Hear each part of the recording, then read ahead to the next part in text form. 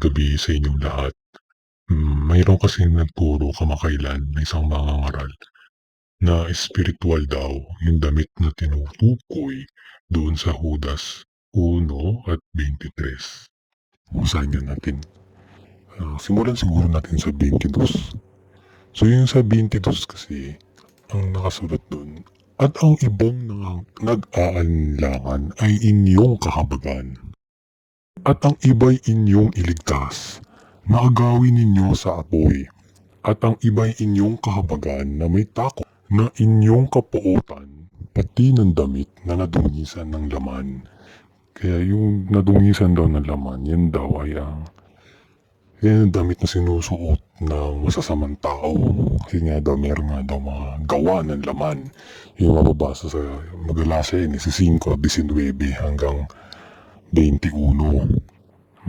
Yung binasa kamakailan, yun ang naging basihan ng isang mangangaral na ang masama daw ay pwede ding damit na nadungisan nga lang ng laman. Pero ang ginawa niyang basihan, wala naman tinutukoy ng damit. Ang sinabi lang niya, sa Galasya dun sa Galasya 5:19, at hayag ang mga gawa ng laman.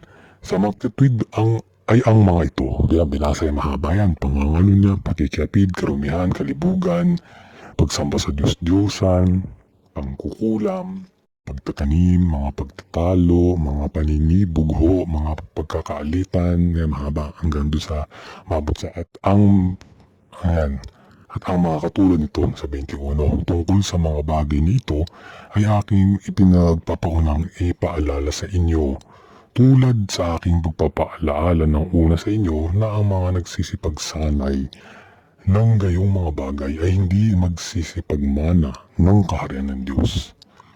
Kaya para doon sa nangaral kamakailan, para sa kanila, ang gawa ng laman daw ay yung damit na nadungisan ng laman.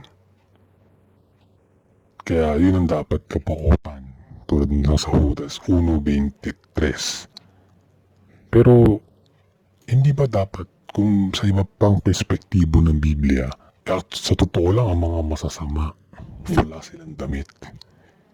Maaari meron silang damit na literal, maaari, kapag ginagawa nila ang kasamaan, pero spiritually speaking, wala silang damit. At naituro na rin yan dati ng iba pang mangangaral. Basahin nga natin ang isang talata ng Apokalipsis 16:15.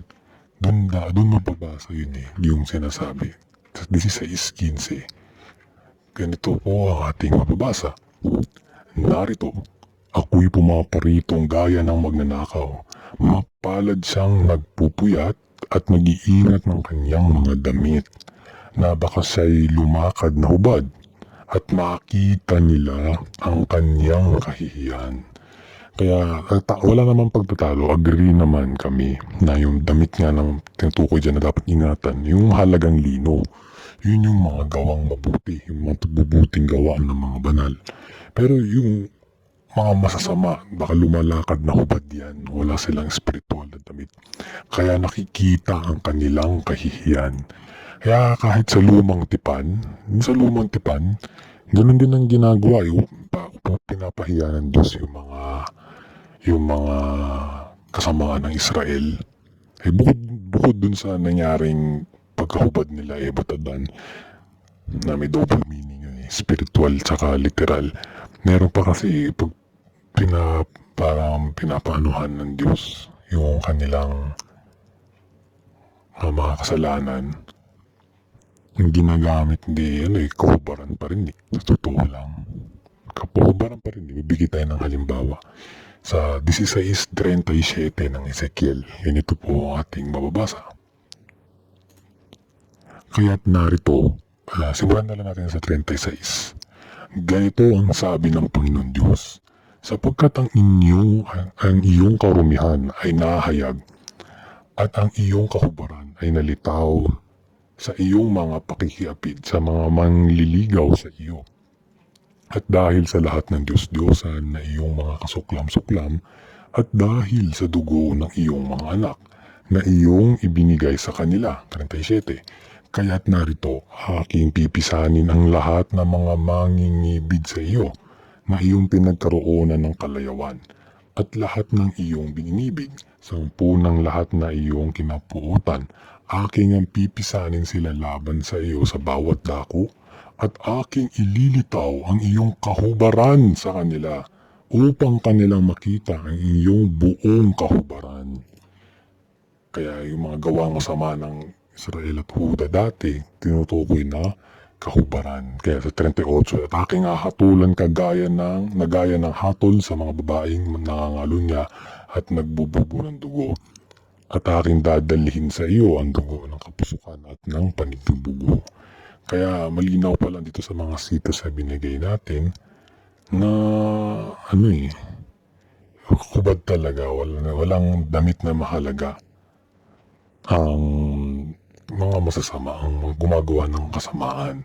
Siguro sa pa nating sitas dyan, dun din sa Apokalipsis. Kasi sa Apokalipsis sinabi yung mahalagang lino eh. Pero yung kahubaran, dun din sa Apokalipsis, meron din tayo mababasa. 3:17. Ito yung mababasa natin. Sapagkat sinasabi mo, ako'y mayaman at nagkamit ng kayamanan at hindi ako nangangailangan ng anuman.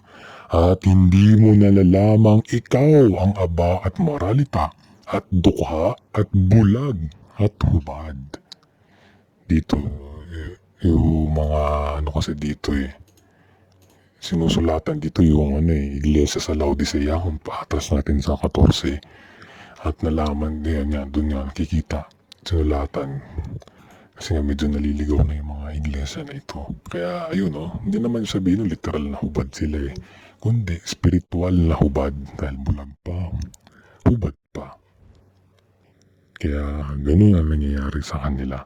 Kaya masasabi natin mas tamang perspective base sa mga sitas na binasa natin na ang mga masasamang tao ay spiritually naked o spiritual na hubad sa harap ng Diyos. Yun lang po muna, mixing reaction lang po ito. Salamat po sa inyong pagkikinig.